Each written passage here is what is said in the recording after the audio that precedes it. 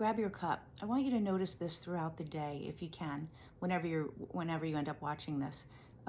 Notice what you pay attention to throughout your day. Our brains are wired to notice and pay attention to threats, because throughout time and as we evolved, that's what we needed to do, was to really find where the threats are, where we need to be hyper vigilant and see, in order to keep us safe, what we needed to do. We don't live in times like that anymore. We're not killing our food every day in order to have something to eat. We don't have to run from predators, so to speak, in our modern lives. But our brains got still wired that way, to be hyperly vigilant on the problems. And what happens when you let yourself really lapse into that fully, it creates a lot of anxiety, because you're always looking for where the problem is. And it also blocks you from getting outcomes that you want. So let me give you some examples.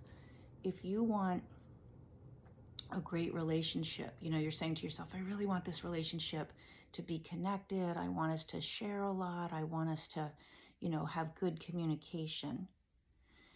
But you have not paid attention to how your brain works. What will probably happen is, throughout the day, you keep focusing on and noticing where that's not happening.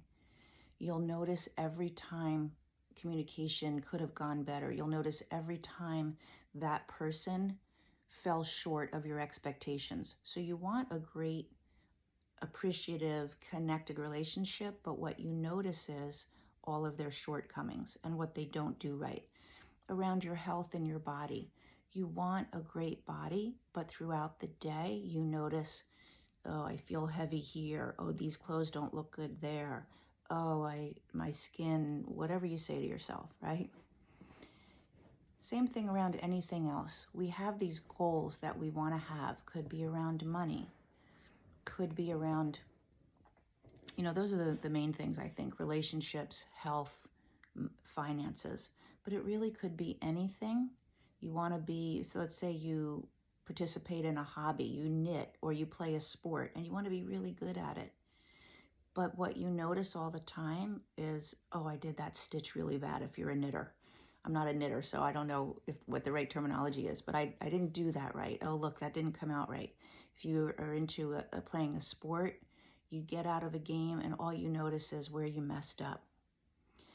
So as human beings, we tend to spend this amount of time, a couple of thoughts every day, on what we want to have happen, and 98% of our thoughts focusing on the opposite, focusing on where it didn't happen, what went wrong, what we don't yet have.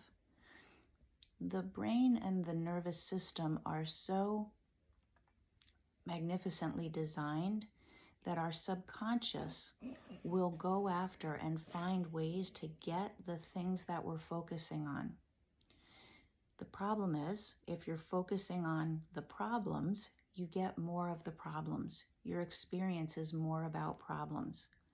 If you haven't learned how to shift your focus to what's working and keep your attention on the outcome that you want, even if you don't see it. Let's say it's 50 pounds down. My focus is on 50 pounds, but I keep noticing that I feel heavy, that I don't feel good, that my clothes don't fit. You're going to keep being in that experience. So you keep your eye on the goal that you want, and you acknowledge every step along the way that's in alignment with that goal.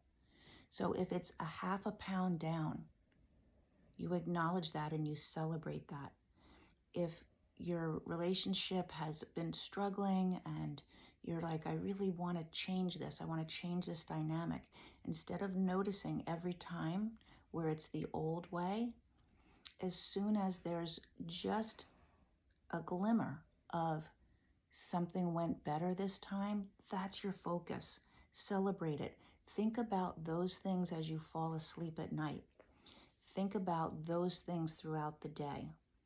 Train your brain to stay focused on the outcome that you want and stop focusing on what's not going well.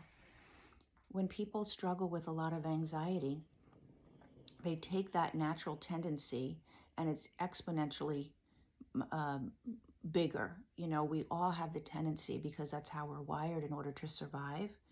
If you've had times in your life where you really needed to figure out how to survive, maybe there were times that were really a struggle, maybe your childhood. When I say needed to survive, I don't mean kill your food. I mean how to feel safe. How do I survive with this person in my household who's angry all the time? How do I survive when nobody acknowledges how I feel? That kind of experience.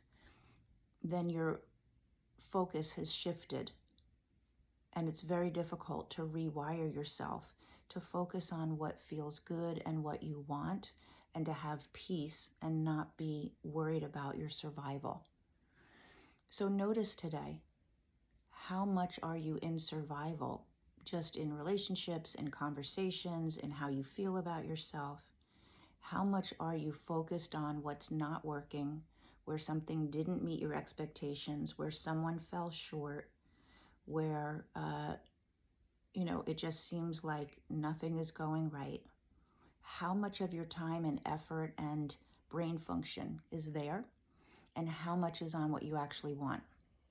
If you can make that shift, you're going to start to experience life differently, and your subconscious and your nervous system is going to start to find ways to get more of what you want into your life. Otherwise, you're going to keep getting more of what you don't want, because that's your focus. Have a good day.